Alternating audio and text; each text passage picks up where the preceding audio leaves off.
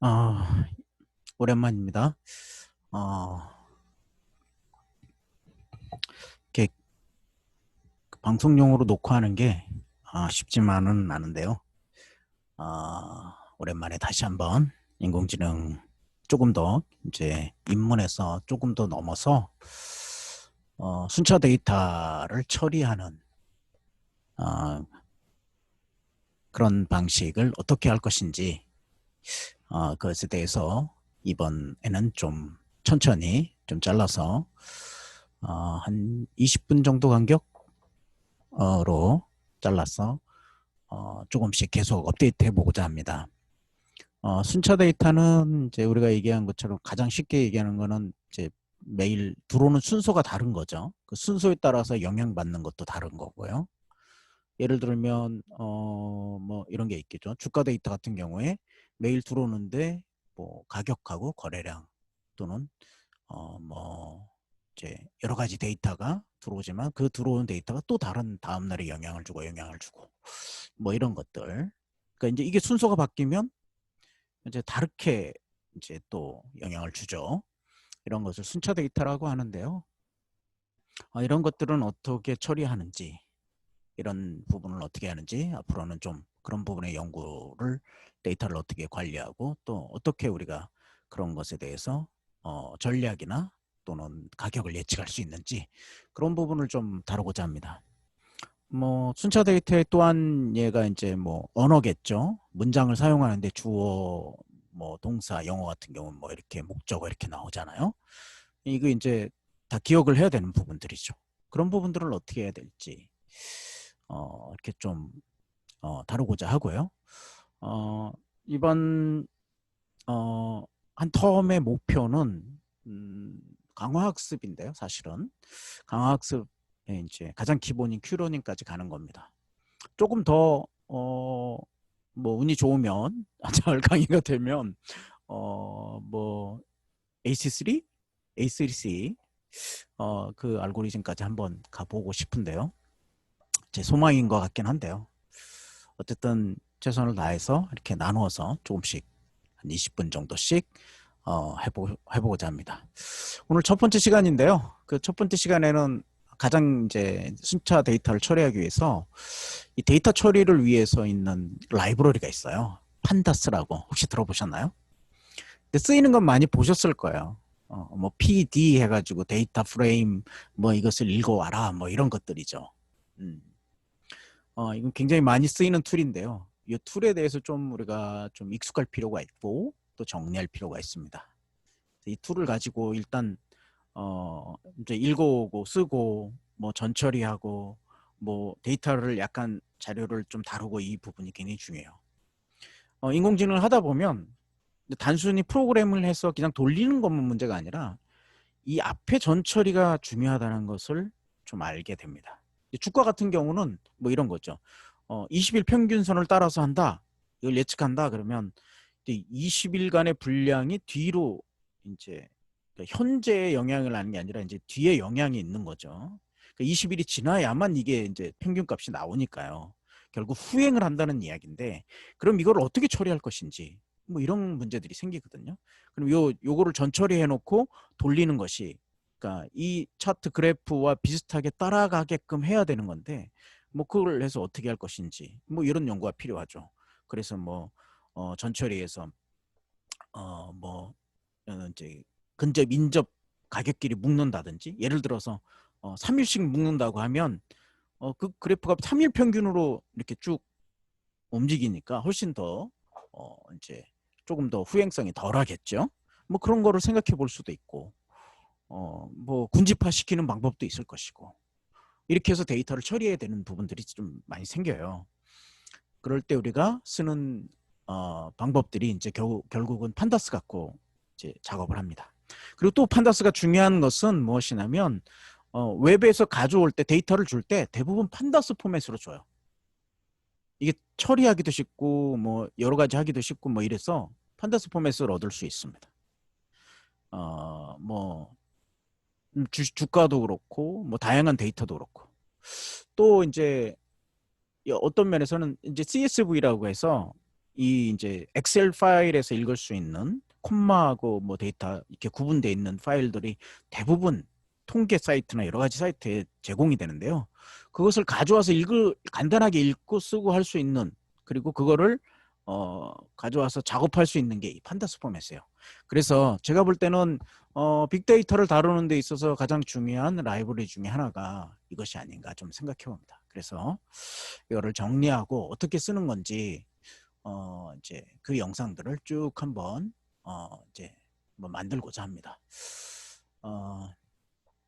잘 또 따라와 주시면 좋겠고요. 자기 성향에 맞고 좋으시면 좋아요, 구독 눌러주시면 좀 고맙겠습니다. 예, 판다스 포맷인데 이 판다랑 비슷해서 판다스를 좀 가져와 봤어요. 예, 그 똘망똘망한 눈으로 예, 여러 가지 일들을 좀 하면 좋겠습니다. 자, 판다스 자료 구조는 이렇게 생겼어요. 두 가지로 크게 나눌 수 있는데, 하나는 시리즈라는 순차 데이터 시리즈하고, 두 번째는 데이터 프레임으로 이렇게 두 개가 생겼어요. 이 두 개가 생기는데요. 이제 두 개인데, 이제 시리즈는 1차원 배열과 비슷한 구조예요. 파이썬 리스트나 넘파이 어레이를 받아서 사용하기도 하고요. 근데 이제 리스트와 비슷하나 이제 차이점은 인덱스가 있어요. 인덱스.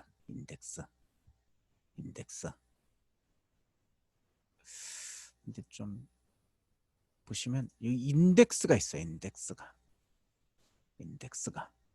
이게 좀 다른 겁니다. 근데 이제 인덱스를 숫자가 아닌 문자열로도 가능하다는 거죠. 이런 부분들이 굉장히 좀 독특하고 좋고요. 그렇습니다. 이제 그것들을 이제 차곡차곡 쌓아놓은 형식이 이제 데이터 프레임이죠. 주로 이제 좀 파이썬에서는 딕트 타입 형태를 가지는데요. 이런 딕트 타입 형태. 쉽게 생각해서 이제 이 시리즈의 이제 다양한 결합이다. 그렇게 보시면 좋을 것 같아요. 이게 뭔 말인지 모르겠죠. 그래서 예제를 통해서 좀 보고요. 너무 걱정하지 마십시오. 이렇게 예제를 통해서 하고, 또 하나는 직접 이제 실행을 해서 구글 콜앱으로 실행을 해서 2번 반복할 겁니다. 걱정하지 마시고요. 천천히 따라오시고, 좀 바랄게는 직접 이렇게 구글 콜앱에서 이제 타이핑을 해서 좀 따라와 보시면 좋겠어요. 간단한 예제들이니까 귀찮더라도 좀 타이핑 해보시고, 그래야 이제 이 돌아가는 의미를 좀 알 수 있거든요. 구글 콜앱의 사용은 이전 제 영상에 있으니까, 딥러닝 입문 초기에 있으니까 그걸 참조해 주시면 좋겠고요.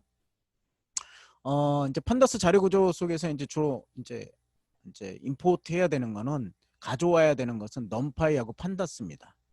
가져와서 엘리어스 이렇게 약자로 이렇게 MP로 쓰거나 PD로 쓰겠다는 거죠.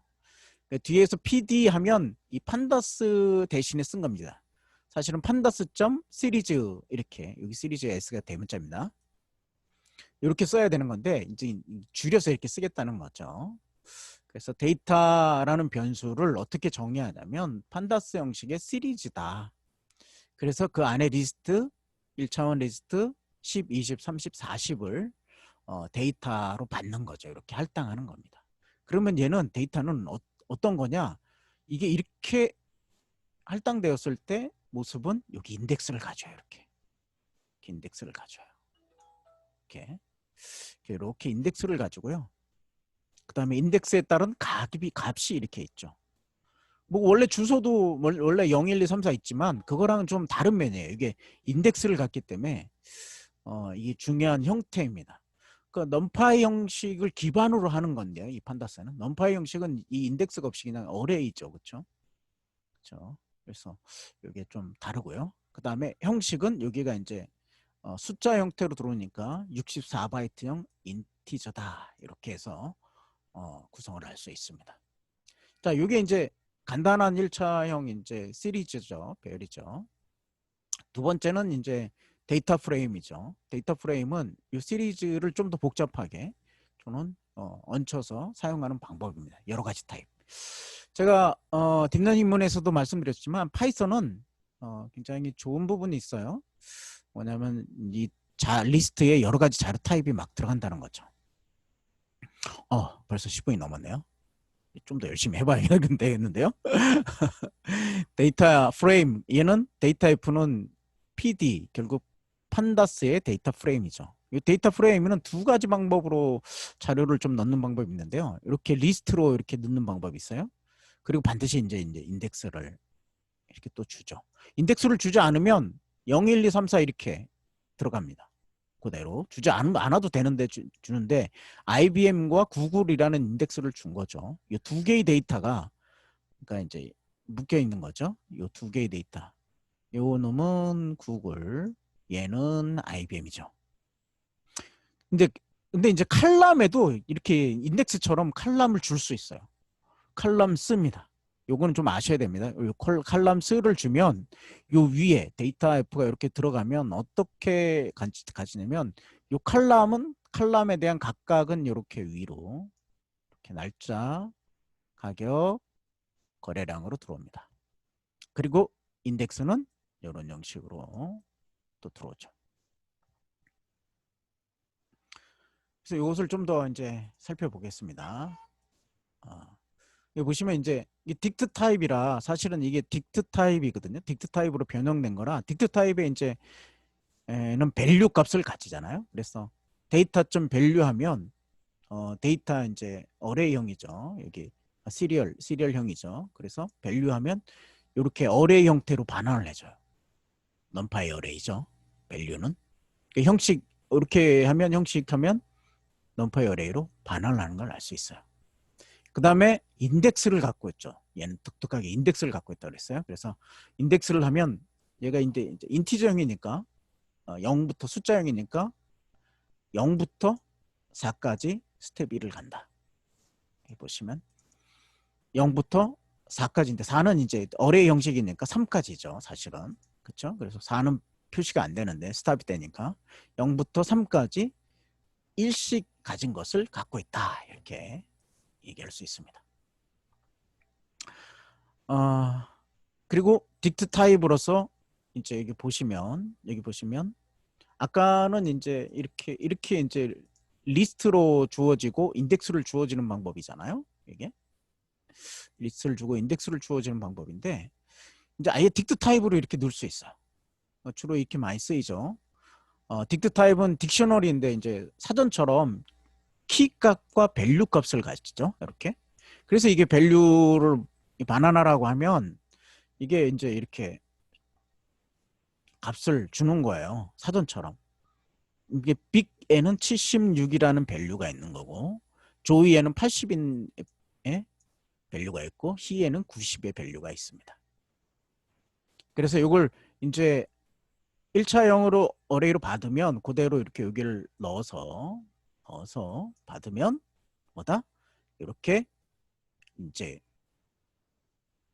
인덱스는 요 앞에 키 값이죠. 키 값이 인덱스가 되고 여기 밸류가 되는 거죠. 그렇죠? 네, 이렇게 키 값과 그다음에 밸류 값이 이렇게 들어오는 걸 알 수 있습니다. 데이터 타입은 이제 요게 이제 요 값이니까 인티저형 64바이트형으로 이렇게 들어오는 거죠. 자, 하나만 더 하고 마치겠습니다. 네. 여기 보시면 이제 그거를 그대로 이렇게 입력을 받는 거죠. 이렇게 보시면 입력을 받아서 2차원을 받아서 넣는데 요거는 행으로 넣는 값을 효과를 가져요. 효과입니다. 효과. 그래서 이렇게 이 인덱스 IBM에 이렇게 갖는 이제 효과를 갖고요. 이제 그것을 이제 칼럼별로 2차원에 해당하잖아요. 그래서 칼럼별로 이렇게 또 인덱싱을 가져올 수 있어요. 행으로도 가져올 수 있고. 오늘은 데이터 프레임 간단한 정의하고 어떤 특징이 있는지 좀 살펴봤는데요. 이거를 이제 아예 좀 실행을 해보겠습니다. 해봤던 걸. 역시 임포트를 두 가지 판다스를 반드시 해주셔야 되고요. 그 다음에 1차원 리스트를 할당하죠. 이렇게. 그렇죠? 12, 13. 그럼 이렇게 데이터 찍으면 또는 프린트하고 데이터 찍으면 이렇게 값이 나오죠. 여기 인덱스와 밸류가 나옵니다. 요거는 데이터는 밸류하고 인덱스 속성이 있는데요.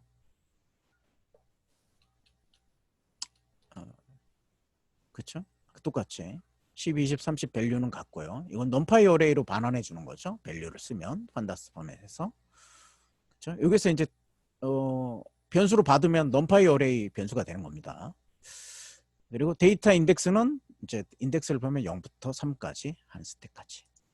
이거 이제 딕트 타입으로 만드는 거죠. 딕트 타입으로 정의를 하고 파이썬에 그거를 다시 시리즈로 넣어서 이 판다스형 데이터 시리즈 데이터를 갖게 됩니다. 그러면 이렇게 가격이 나오는 거죠. 자, 데이터 프레임은 시리즈를 좀 더 확장한 거라고 했습니다. 그래서 리스트 형태를 갖고 이제 판다스 포맷의 가장 중요한 건 인덱스와 칼럼을 갖는 거예요. 여기 보시면 요 값만 하면 numpy 어레이랑 똑같죠. 그렇죠? 요 값만 얘기하면 numpy 어레이랑 똑같습니다만 여기 인덱스하고 여기 칼럼을 갖는다는 독특한 특징이 있어요. 그래서 이렇게 넣을 수도 있습니다. 리스트 형태로. 2차원 어레이 형태니까 이제 이게 2차원 형태로 들어갈 수밖에 없죠. 이렇게. 그렇죠? 2차원 형태로 들어갑니다. 그걸 좀 위에서 보시고 하면 되겠습니다. 그리고 이제 요거의 값을 하려면 날짜와 거래랑 이렇게 할 수 있습니다. 요거는 다음 시간에 또 계속 하겠습니다. 차분차분히 따라오시면 뭐 조금 더 이제 발전된 형태에서 데이터를 다루고 또 여러 가지 인공지능을 할 수 있는 토대가 마련될 것 같아요. 딥러닝 입문을 안 하신 분들도 천천히 따라오시면서 좀 하시면 좋겠고요. 될 수 있으면 딥러닝 입문을 꼭 한번 보시면 좋겠어요. 인공지능 가격 예측은 딥러닝 입문에서 다 다루고 있기 때문에 여러 가지 방식으로 그 얘들을 좀 따라해 보시면 큰 도움이 될 것 같습니다. 고맙습니다.